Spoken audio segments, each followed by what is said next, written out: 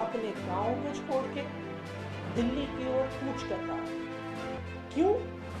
क्योंकि केंद्र सरकार ने किसान विरोधी काले कानूनों को पास किया और ऐसे कानूनों को पास करने के बाद जिसने हजारों लाखों किसानों को देश के अलग अलग हिस्से से, पंजाब से किसान आ रहा है, उत्तराखंड से किसान आ रहा है, उत्तर प्रदेश से किसान आ रहा है, हरियाणा से किसान आ रहा है और इतनी ठिठुरती हुई ठंड में सड़क पे बैठा हुआ है।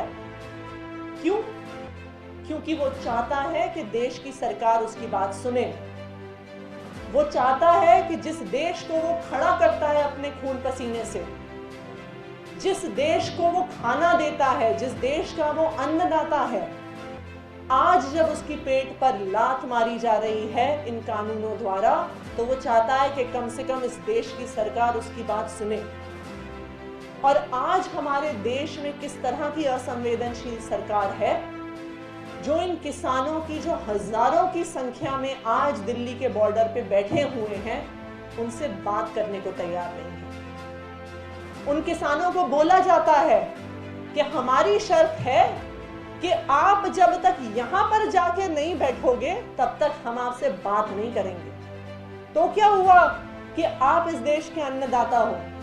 तो क्या हुआ कि हम फोन के बिना, टीवी के बिना जी सकते हैं, लेकिन खाने के बिना नहीं जी सकते जो आप पैदा करते हो?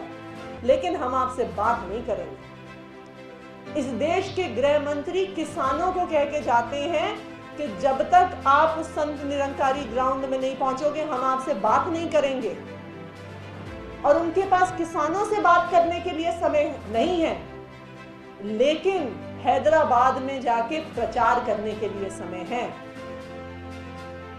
आज सुबह आप सोशल मीडिया पे देखिए तो इतनी बूढ़ी बूढ़ी महिलाओं की तस्वीरें चल रही थी जो अपना घर छोड़ के, अपना गांव छोड़ के आई हुई हैं क्योंकि वो चाहती हैं कि केंद्र सरकार उन्हें सुने।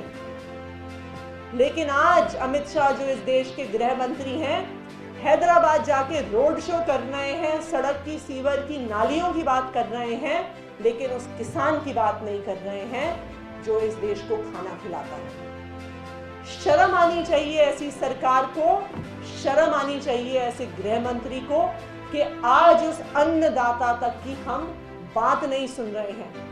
कानून हटाना ना हटाना तो दूर की बात है, पर जो हजारों किसान हैं जो ठंड में बैठे हुए हैं, जो अपने घर छोड़ के आए हुए हैं, आज उनकी कोई बात भी सुनने को तैयार नहीं है। प्रचार हो सकता है, रोड शो हो सकता है, हैदराबाद में रैली हो सकती है, हैदराबाद में एक चुनाव के लिए गृह मंत्री अमित शाह जी द्वारा, लेकिन इन हजारों किसानों की आवाज नहीं सुनी जा रही।